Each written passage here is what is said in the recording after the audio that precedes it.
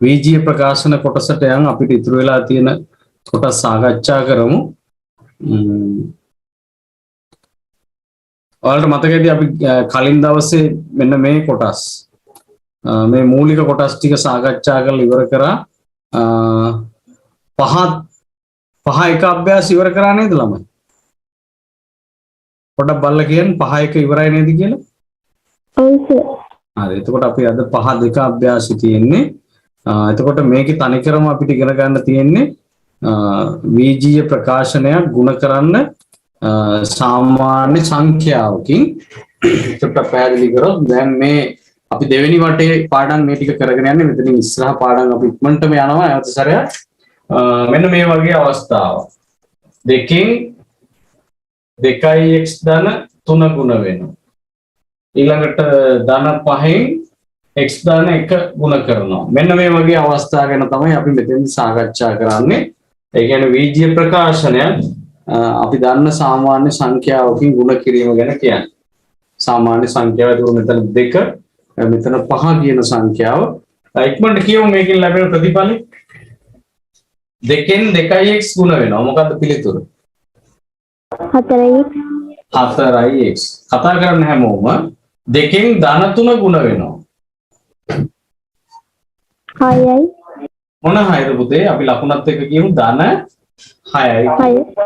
ඊළඟට ධන 5න් x ගුණ වෙනවා. 5යි. ඔව් ධන 5යි x. හැම වෙලේම අපි ලකුණත් එක්ක කියමු ධන 5යි x. ධන 5න් ධන 1 ගුණ වෙනවා. ධන 5යි. ධන 5. දැන් මෙතන බැලුවාම ඔයාලට පේනවා එකම જાතිය. සමහර ගැටලු තියෙනවා තව. ඔව් කියන්න පුතේ. මම දැන් ලොගුනේ කීවනි ගානද හදන්නේ? අපි නිකන් උදාහරණ ගැටලුවක් පුතේ කතා කරන්නේ. තාම අභ්‍යාස වලට කියන මේ නිකන් ගානක් බෝඩ් එකේ ලියලා ඒක සාකච්ඡා කරන්න පුතේ ඈ. හා ටික. හරි දැන් මෙතන අපි කිව්වේ මේ වරහන් ඇතුලේ තියෙන වීජීය ප්‍රකාශනයක්. මේ වීජීය ප්‍රකාශනය දෙකකින් ගුණ කරනවා. එතකොට දෙවරක් 2 4x දෙවරක් ධන 3 ධන 6. එතකොට ධන 5න් x ධන 1 ගුණ කරාම ධන 5x ධන 5 කියලා එනවා. දැන් මෙතන x අඩංගු පද දෙක වෙනම සුළු කරගන්න පුළුවන්. සමහර ගැටලු වල තවදුරටත් සුළු නොවන අවස්ථා තියෙනවා. දැන් මේකේ සුළු වෙනවා. හා කියන්නේ 4x ට 5x එකතු වෙනවා. දෙකම ධන 9x. මොන 9ද ඇත්තටම කිව්වොත් ධන 9 නේද? හොඳයි. 9යි x. අපි ඒක ධන මුලින් දාන්නේ 9යි x. ඊළඟට ධන 6ට ධන 5 එකතු වෙනවා. ධන 11යි. හරියටම හරි. ධන 11. ඕන්න ඔය දක්වා අපිට සුළු කරගන්න පුළුවන්. එතකොට මෙතන ඇත්තටම අපි මේ කතා කරන කොටස වෙන්නේ වීජීය ප්‍රකාශනය සංඛ්‍යාවකින් ගුණ කිරීම. ඊළඟට දැන් මේකෙන් ඉදිරියට ගියාම තවත් අපිට ගැටලුවක් මෙහෙම ගන්න පුළුවන්. ඔන්න a වලින් ගුණ වෙනවා a ධන 3. ඊළඟට ධන a වලින් ගුණ වෙන්න පුළුවන් 2යි a ධන 1. දැන් ඔයාලා ටිකක් වෙනසක් තියෙනවා. වෙනස මොකද්ද? දැන් බෝඩ් එක පේන්නේ නැහැ. බෝඩ් එක පේන්නේ නැද්ද? හොඳට පේනවා.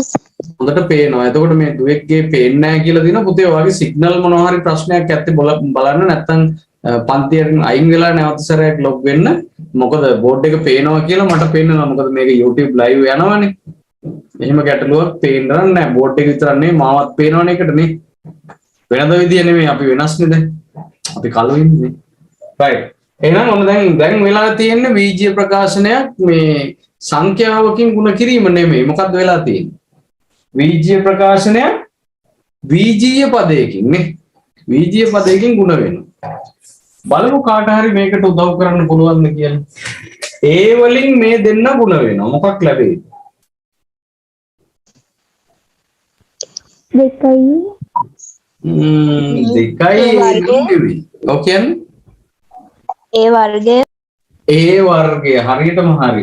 a වලින් a වැඩි වුණාම a වර්ගය. a වලින් ධන 3 ගුණ වෙනවා. 3යි.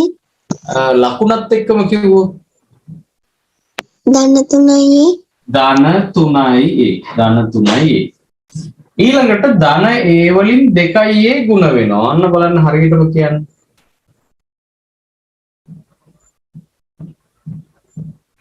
දෙකයි ඒ වර්ගය. මොන දෙකයි ඒ වර්ගයද? හරි කිව්ව උත්තරේ. ධන දෙකයි ඒ වර්ගය. අන්න හැම වෙලේම අපි ওই ලකුණ කියනකොට අපිට ඒක ලිය වෙනවා ඔටෝ. නැත්තම් සමහර ළමයින්ට මග ඇරෙනවා. දන්න අය කොහොම හරි ලියනවා. එහෙනම් ධන දැන් බලන්න මේ දෙක කියන සංඛ්‍යාව ඉස්සරහට එනවා. හරිම ලේසි මේ වීජීය ගණිතය ඇත්තටම ගියොත් හරියට දැනගත්තොත් මූලික සංකල්ප ටික දෙකයි ඒ වලින් වැඩි වෙන නිසා ඒ වර්ගයක් වෙනවා. ඊළඟට ධන ඒ වලින් එක ගුණ වෙනවා. ධන ඒ. අන්න හරි. ධන 1යි නැත්නම් ධන a කියලා අපිට ඒක ලියන්න පුළුවන් නේ. හරි. දැන් මෙතන බලන්න එකම જાතිය ඒව මොනවා හරි තියෙද කියලා. 3යි ඒ ධන ඒ. 3යි a ධන a. කීයයි ඒද එතකොට? 4යි ඒ. 4යි a. 4යි a. එතකොට තව මොනවා හරි එකම જાතිය තියෙද බලන්න. වර්ගය. a වර්ගය සහ දෙකයි ඒ වර්ගය. දෙකයි a වර්ගය. එකතු කළාම ඔක්කොම a වර්ගයේව කීයක් තියෙනවද? 3යි ඒ වර්ගය. හරියටම හරි. 3යි a වර්ගය. ඕන්න උත්තරේ. ඔතනින් එහාට සුළු කරන්න අමාරුයි. නමුත් මේකේ තියෙනවා අර සාධක වෙන් කිරීම කියලා තියෙනවා. ඒ නිසා අපිට ඕනනම් මේකේ තව පියවරක් ගියයි. දැන් බලන්න මේ දෙකේම තියෙන අකුර මොකක්ද ඔයාලට පේන්නේ? මේ දෙන්නගෙම තියෙන අකුර. ඒ කියන්නේ වැඩිපුර ඉස්සරහට. A නේද? එතකොට A කියන අක්ෂරය එළියට අරන් ඉතුරු වෙන කොටස් දෙක ඇතුලේ ඔහොම වරහන් ASCII ලියන්නත් පුළුවන්. එතකොට ගානේ උපරිම හදලා එතනින් එහාට මොකුත්ම කරන්න බෑ. නිකමට කියන්නේ ඒ කියන්නේ එළියට ගත්ත කියන එකේ අදහස 3යි a වර්ගයේ a වලින් බෙදුවා කියන එක. මේ 3 a නේ තියෙන. දැන් මේකෙන් එක එකක් එළියට ගත්තාම මොකක්ද ඉතුරු වෙන්නේ? 3යි a. මෙන්න මෙතෙන්ට එනවා. එතකොට 3යි a කියලා. දැන් මේක කලබල වෙන්න එපා. මම මේ ඉරි දෙකක් ගහලා ඉවරයි. උඩ කොටස හදා ගන්න පුළුවන් නම් ඇති. නමුත් දැන් අපි ඉදිරි පාඩම් වලදී සාධක ගැන කතා කරනවා. එතකොට මේ දෙන්නගේ පොදු සාධක තියෙනවා නම් එළියට ගන්න. නැත්නම් මේකේ තියෙනවා. දැන් 4යි a වලින් a අකුර එළියේ. දැන් මොකක්ද ඉතුරු වෙන්නේ? 4. එහෙනම් මේ තියෙන්නේ අවසානම ප්‍රතිඵල. ඒ කියන්නේ ඔතනින් එහාට මොකුත්ම කරන්න බෑ. මේකෙදි ඔන්නම් 3යි වර්ගය ධන 4යි කියලා කියලා නැවතුවත් ඔබේ මට්ටමේදී ඇති. නමුත් ඉදිරියේදී ඉගෙන ගන්නවා තවදුරටත් මම මේ ඊතලයක් දාලා පෙන්නුවේ ඒක රයිට්. මේක ඇටළු දෙක ලියා ගන්න ළමයි. වීජීය ප්‍රකාශන සංඛ්‍යා වලින් ගුණ කිරීම, ඒ වගේම වීජීය ප්‍රකාශන වීජීය පද වලින් නැත්නම් වීජීය සංකේතකින් ගුණ කරලා එන විදිය මේ තියෙන්නේ. දැන් මේකට සම්බන්ධ අභ්‍යාස තමයි අපි ඊළඟට කරන්න යන්නේ. ඉක්මනට ඒ ටික කතා කරමු. ඉක්මනට ලියා ගන්න. බොහොම සරලව තියෙන්නේ. අපි හදලා නැති වුණත් ප්‍රශ්නයක් නැහැ. ඔහොම සාකච්ඡා කරමු. එතකොට ඔයාලා කෙලින්ම සම්බන්ධ වෙන්න මෙතෙන්ට. කියමු අපි මේකේ මොකද්ද පළවෙනි හිස් තැනට එන්නේ? 14 පළවෙනි හිස් තැනට එන්නේ. බොහොම සරලයි. 14 මෙන්න මෙතෙන්ට 14 තිබුණා නම් හරි දාගන්න. නැත්තම් ඔයාලට හිතින් හදා ගන්න පුළුවන්. දෙවෙනි ගැටලුවේ 5 වරක් 6 30යි 5 a වලින් වැඩි වුණාම මොකක්ද එන්නේ මෙතෙන්ට? 5යි a. බලන්න කොච්චර ලේසිද කියලා. ඊළඟට 8 වරක් 4 32යි. ඔන්න රින ලකුණ තියෙනවා බලන්න. 8 රින y වලින් වැඩි වුණාම රින ලකුණ දාලා මොකයි y? 8යි y. 8යි y. 6 වරක් x. 6යි x. බලන්න කොච්චර ලේසිද කියලා. පද දෙකක් තියෙනවා හිස්තැන්. පළවෙනි එක 3යි x නේද? 3යි x. දෙවෙනි හිස්තැනට එන්නේ 3යි z. හිස්තැන් තුනක් තියෙනවා අන්තිම එකට 15. එතකොට මේකේ ලකුණ දාලා තියෙනවා නේද? ධන ඍණ දාලා තියෙනවා. නැත්නම් අපි ලකුණත් එක්ක සාමාන්‍යයෙන් කියන්න ඕනේ. එතකොට තමයි වැඩේ හොඳටම පැහැදිලි වෙන්නේ. රයිට්. කාට හරි දැන් මේක හදා ගන්න බැරි වුණා නම් සම්බන්ධ වෙන්න මෙතනින් ඉදිරියට හරිම ලේසි. රයිට්. දෙවෙනි එකේ කියන්න මොනවද දෙන පද දෙක ලකුණත් එක්කම කියන්න දැන්. 5යි a ධන 20. හරියටම හරි. 5යි a ධන 20. දෙවෙනි එකේ 7යි x ධන 35. 7යි x ධන 35 නියමයි. ලකුණත් එක්ක අන්න එහෙම කියන්න ඕනේ. තුන්වෙනි එක 12යි 12යි x ධන 24. 12x ධන 24 12x ධන 24 හතරවෙනි එක 8යි c ධන 28 නෑ 8 නෙමෙයි 16යි c ධන 28 අන්න හරි 16යි c ධන 28 ඒ පුංචි පුංචි ඉතින් චක්‍ර පැටලිලා තියෙන්නේ ඒවා හදාගමු 16යි c ධන 27 පස්වෙනි එක 5යි y ඍණ 10 අන්න හරි 5යි y ඍණ 10 5යි y ඍණ 10 හැම වෙලේම ලකුණ ගැන අවබෝධය තියෙන්න ඕනේ 6 9 ඍණ මොකද්ද 9 ඍණ 3x 9 ඍණ 3x 7 වෙනි එක පද තුනක් එනවා 2යි m ධන 2යි n ඍණ 4යි p හරියටම හරි අනිත් අයත් කැමති නම් කියන්න ආපු එක කැමති නෑ වගේ නේද 2යි m ධන 2යි n ඍණ දෙවරක් දෙක එනවනේ එතකොට 4යි p 2යි m ධන 2යි n ඍණ 4යි p 7 වෙනි එකේ උත්තරේ යනවා 8 වෙනි එකට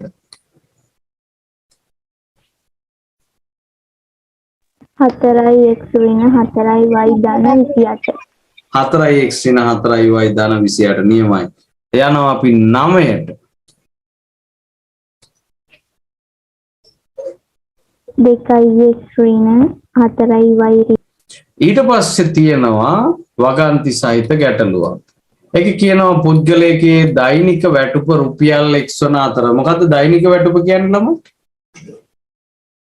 මාස නෑ එතකොට මාසික වැටුපනේ එක දිනක වැටුප අන්න හරි එක දවසක වැටුප දෛනික වැටුප කියන්නේ එක දවසක එයාට හම්බෙන ඒ මහන්සි වුණාට නැත්නම් වැක් කරපු වැඩවලට හම්බෙන පඩිය කිව්වට කමක් නැහැ නේද වැටුප නැත්නම් පඩිය එහෙම කියන්න පුළුවන් x වන අතර අතිකාල දීමනා පැයකට y ඒ කියන්නේ වැඩිපුර වැඩ කළොත් එක පැයකට රුපියල් y ගානේ හම්බ වෙනවා. එතකොට පැය දෙකක් වැඩ කළොත් කීයයි yද? 2යි y. 2යි y. right. ඔහු වැඩ කළ දින 5ක් තුල ඔන්න දින 5ක් වැඩ කරලා තියෙනවා. එතකොට x ගානේ කීයක් එන්න ඕනිද? 5ක්. 5ක්. ඒ කියන්නේ කීයයි xද? 5යි x. 5යි x. ඔන්න දැන් දින 5ට විතරක් 5x හම්බ වෙනවා සෑම දිනකම පැය දෙක බැගින් රාජකාරී කාලයට අමතර කාලයක් වැඩ කරලා තියෙනවා. එහෙනම් එක දවසකට මෙයාට අතිකාල දීවනා OT කියන්නේ ඕවර්ටයිම් කියන්නේ නේද? ඒ කියන්නේ වැඩ වේලාවෙන් පස්සේ වැඩ කරන එක. નિયમિત වේලාවෙන් පස්සේ වැඩ කරාම එයාට හම්බ වෙනවා පැයකට y ගානේ. එතකොට දවසකට පැය දෙකක් වැඩ කරපු නිසා 2යි y. ඒ වගේ දින 5ක් වැඩ කරොත්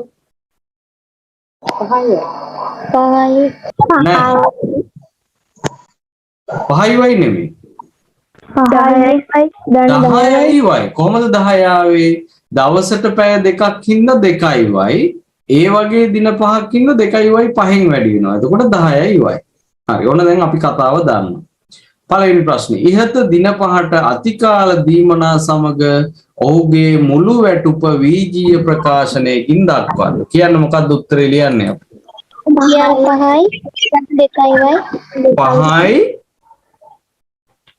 x ධන 2යි y x ධන 2යි y නම් නෙමෙයි 10යි y 10යි y ඔය පටලව ගන්න එපා 5යි x ධන 10යි y ඇයි 10යි y ආවේ පැය දෙක 5ක් අන්න හරි එක දවසකට 2යි y දවස් දෙකට 4යි y දවස් 5ට 10යි y තව පැහැදිලි නැත්තම් කියන්න නැවත කියන්න තේරුණාද ළමයි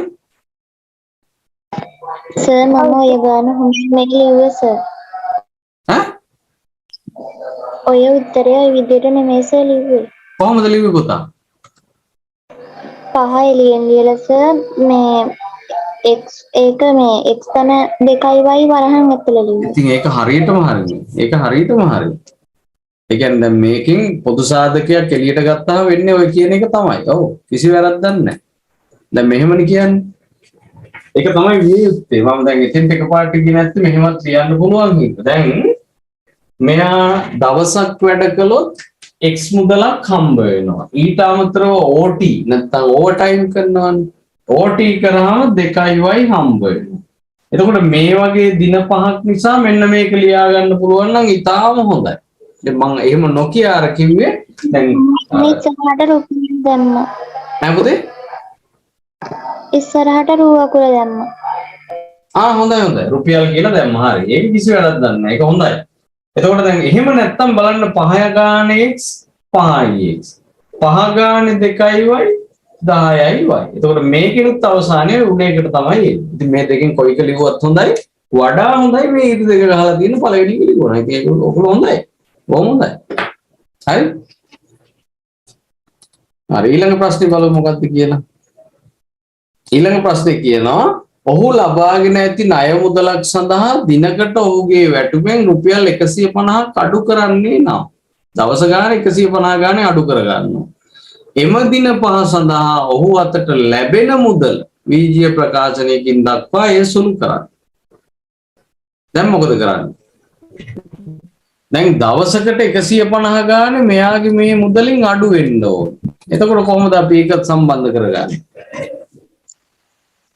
5 වරහන් ඇතුළේ x ධන 2y වරහන් ඍණ 150 පොඩි අවුලක් තියෙනවා එතන. මෙහෙම කරමුකෝ. අපි දවස ගැන හිතමු. එක දවසකනේ මේ තේරෙම වෙන්නේ. දිනක එයාගේ අතට ලැබෙන මුදල. දිනකට මුදල. ඒ කියන්නේ එයාගේ අතට දවසකට ලැබෙන මුදල හොයමු. ඔන්න එයා වැඩ කරන වෙලාවට x ගෙවනවා. OT වලට කීයක් ගෙවනවද? 2y. 2y. හරි. මේකට අමතරව එයාගෙන් කපා ගන්නවා එක දවසක් සඳහා රුපියල් කීයද? 150. 150. ඒක දැන් කපා ගන්නවානේ. එකතු වෙනවද අඩු වෙනවද? අඩු වෙනවා. අඩු වෙනවා. එහෙනම් මේකෙන් අපි 150 අඩු කරන්න ඕනේ දවසට. එහෙනම් දින 5කට බලන්න මොකද කරන්න ඕනේ? මේ වගේ කී ගුණයක්? 5 ගුණයක්. 5 ගුණයක්. කොට වරහණක් දාලා x ධන 2y ඍණ 150 දැම්මා නම් හරි. දැන් අර පුතා කියපු එකේ ගැටලුව තමයි එයා 150 එළියෙන්නේ දැන් මේ වරහණ වහලා. එහෙම දැම්මොත් වැරදි. එහෙම දානවා නම් දාන්න ඕනේ 150ව 5ක් කියලා. 750යි. 750. එහෙනම් එයා මෙතනින් 750ක් අඩු කිරීම කියලා දැම්මා නම් හරි. ඔන්න ඔහම දැම්මා නම් හරි. ඉතින් 150 දැම්මොත් වැරදි. 150 දැම්මොත් එක දවසක ඒව විතරයි දවස් 5ටම කපලා දෙන්නේ. දැන් මේක පැහැදිලි නේද?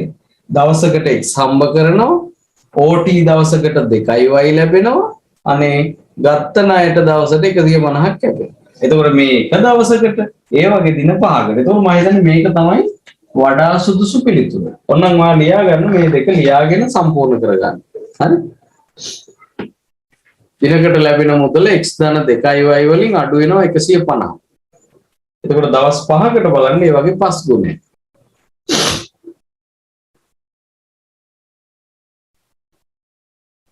විශ්මිනී තේරුණාද පුතේ? ඔව් සර්. මලීෂා තේරුණා සර්. right. මොනවා හරි ගැටලුවක් තියෙනවා නම් අහන්න ඕනේ. දැන් අපි ඉස්සරහ පාඩම් වලටත් යන්න ඕනේ. නමුත් මේ බීජ ගණිතයේ මේ පාඩම ගොඩාක්ම වැදගත්. 11 වසර දක්වාම අතිශය වැදගත් පාඩම් ටිකක්. ඒකේ මුල හරියට අල්ල ගන්න ඕනේ. ඒ නිසා තමයි අපි දිගින් දිගටම මේවා සාකච්ඡා කරන්නේ. හරි අපි යනවා ඊළඟ කොටසට. ගුරු මහත්මයක් වර්ෂ අවසාන පරීක්ෂණයෙන් ප්‍රථම ස්ථානයේ දිනු ළමයි තිදෙනෙකුට දීම සඳහා පොත් 5ක් සහ පෑන් 2ක් අඩංගු. ඔන්න හදලා මේක හදලා නැති අයට වෙලාව දෙන්නද හදන්න? වෙලාව ඕනිද කාට හරි? සර් ඔව් කියන්න. අර ඉස්සෙල්ල ප්‍රශ්නේ වීජීය ප්‍රකාශනයකින් දක්වලා ඒක සුළු කරන්නක් තියෙනවා. සුළු කරන්න තියෙනවා නේද? එතකොට සුළු කරනවා කියන එකේ ඉතින් අදහස අර ටික ප්‍රසාරණය කරන එක තමයි. රයිට් ඒක අපි හදලා ඉමු අර කිව්වා වගේ නේද? සුළු කරන්නත් තියෙනවා. එතකොට සුළු කරද්දි වෙන්නේ මොකද්ද? මේ ටික ඔය ඇත්තටම සුළු වීමක් නෙමෙයි. සුළු කරනවා කියන අදහස මේ ගැටලුව තුල නෑ කවන්නේ. 5න් x වැඩි වෙනවා. දැන් දන්නවනේ අපි කීයයි x ද? 5යි x. 5 වරක් 2යි y ධන 10යි. අඩු වෙනවා 150ව 5ක් කීයද? 750. 750. ඉතින් ඇත්තටම මේක සුළු කිරීමක්ද වැඩේ නිකන් අමාරුවේ වැටීමක් වගේ නෙමෙයි. සුළු කියන්නේ සරලයිනේ මේක සරල නෑ. තියෙන එක ලොකු කරලා තියෙන්නේ. එහෙනම් අපි කතා කරමු. මොකද්ද කියන්නේ? ගුරු මහත්මියක් වර්ෂ අවසාන පරීක්ෂණයෙන් ප්‍රථම ස්ථානයේ දිනු ළමයි තිදෙනෙකුට දීම සඳහා පොත් 5යි පෑන් 2යි අඩංගු ත්‍යාග පාර්සල් 3ක් පිළට ගනි. දැන් මේකත් අර මට්ටමටම යන්න ඕනේ.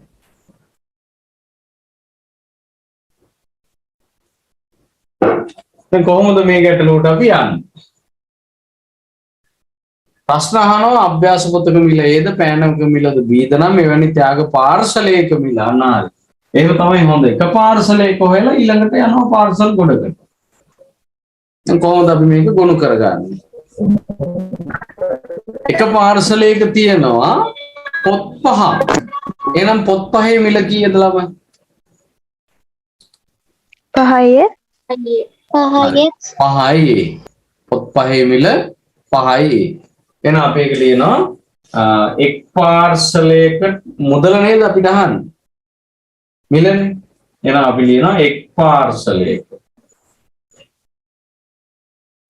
මුදල 5යි A. ඒ කියන්නේ පොත් වලට විතරයි තාම ගත්තේ. පෑනක් B ගානේ පෑන් කීයක් තියෙද? 2ක්. එහෙනම් කීයයි Bද? 2යි B. 2යි B. තව මොනවද ගන්නවද? එච්චරයිනේ. එච්චරයි. හරිම ලේසි. නැත්තම් තව මොනවා හරි ගන්න තුන කෙලින්ම මේ රුපියල් 20 ගානේ 30 ගානේ දීලා එහෙම ගැටලුවක් නිර්මාණය කරන්න තුන මේක එහෙම නෑ හරි ලේසි කරලා තියෙන්නේ. එහෙනම් එක පාර්සලයකට යනවා 5යි A ධන 2යි B. ඔක තේරුණා නේද? එවැනි ත්‍යාග පාර්සලයක මිල විජය ප්‍රකාශනයකින් දක්වන්න. මෙන්න එතකොට පළවෙනි එකට අදාළ උත්තරේ 5යි A ධන 2යි B.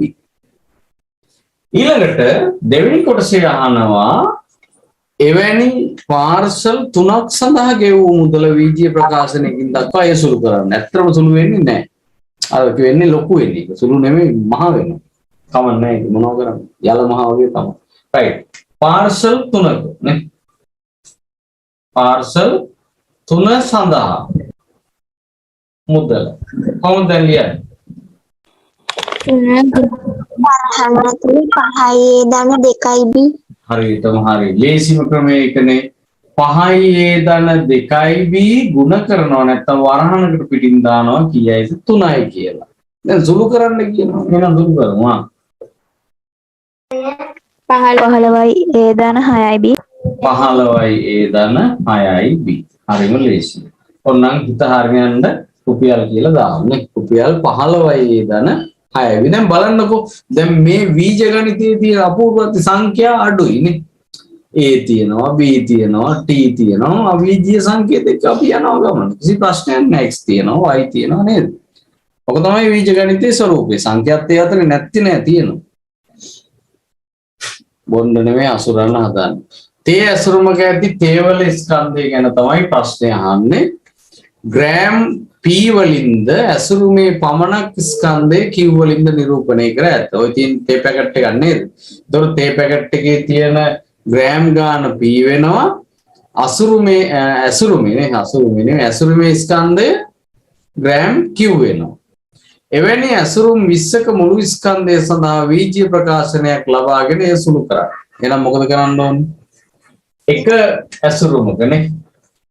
එක ඇසුරුමක්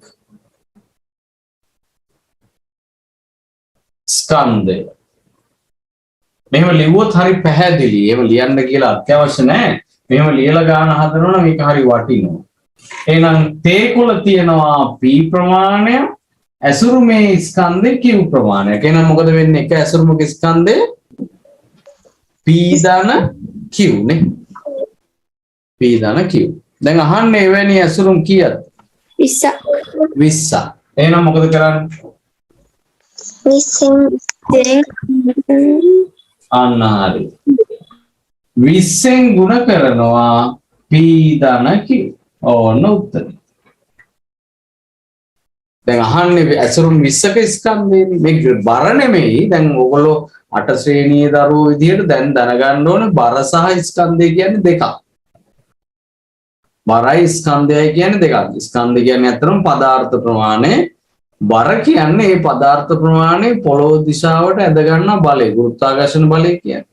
ඒක තමයි බර කියන්නේ. එතකොට අර ඔක දැන් සාමාන්‍ය අයට තේරෙන්නේ නැහැ. ඔයාලා මේ ඉස්කෝල ළමයි විදියට මේ විද්‍යාව ඉගෙන ගන්න ළමයි විදියට සහ ගණිතයේදී මේක තේරුම් ගන්න ඕනේ බර සහ ස්කන්ධය කියන්නේ දෙකක් කියලා.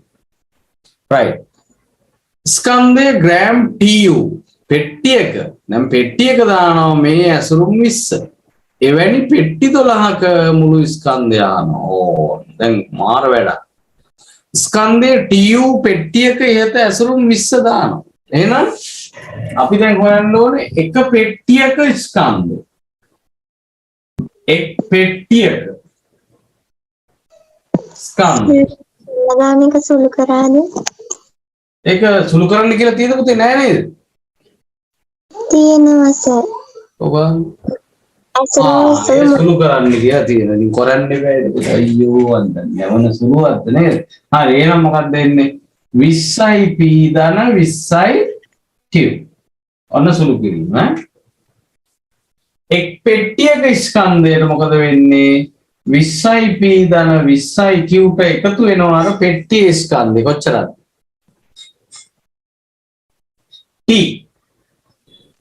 t ප්‍රමාණයක් එකතු වෙනවානේ. හරියට තේරුණාද? අරකින් ආවනේ එක පෙට්ටියක දාන ටිකේ 20යි p ධන 20යි q තියෙනවා කියලා. මේ ටික තව අර කාඩ්බෝඩ් වගේ ලොකු පෙට්ටියක දානවනේ පැකට් ටික. එතකොට මේ පෙට්ටියේ ස්කන්ධය ටික. එතකොට එක පෙට්ටියක ස්කන්ධය මුළු ස්කන්ධය කොච්චරද දෙන්නේ? අර 20යි p ධන 20යි q ට අමතරව t කියන ස්කන්ධයත් එකතු වෙන්න ඕන. දැන් මෙවැනි ඇසුරුම් කීයක්ද ඔයාලට ගැටලු වෙන්නේ? 12. එහෙනම් පෙට්ටි නැත්නම් ඇසුරුම් නේ. පෙට්ටි 12ක ස්කන්ධ. මොකද්ද කරන්න ඕනේ මේ? මේ එක පෙට්ටියක එක වරහන් පිට 12 කරන්න. හරියටම හරි. 12න් ගුණ කරන්න ඕනේ. 20යි p ධන 2යි q ධන t කියන එක 12න් ගුණ කරන්න ඕනේ. ඔව් කියන්නේ. 20යි කිව් නේද? 20යි q. ඒක දෙක වෙලා බිංදුව හැලිලා හරියට. නියමයි ඈ. 20යි q. 20යි q බිංදුව හැලිලා. හොඳයි කියපු එක. නැත්තම් ලොකු වැරද්දක් වෙන්නේ. එය සුළු කරන්න කියනවා අයියෝ. දැන් ඉතින් මොකද කරන්නේ? ඒ පාවෙ. සුළු කිරීමක් නෙමෙයි. ඔයාලට තේරෙනවා සුළු නම් ලොකු වෙන්න බෑ පොඩි වෙන්න ඕන. දැන් මේක තමයි ඇත්තටම සාධක ඇසුරෙන් ලියන්න කියන්නේ මේ වගේ එකක්. හරි. 12න් වැඩි කරලා කියන්නේ එහෙනම් 12 සරත් 2 24යි නේ. 240යි p ද බලන්න එන්නේ. ඔව්. එහෙනම් ඊළඟ එක අනිවාර්යයෙන්ම 240යි q. ඊළඟ එක 12යි t.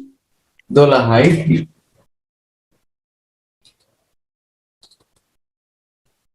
හරි එතනින් ඉවරයි අභ්‍යාස.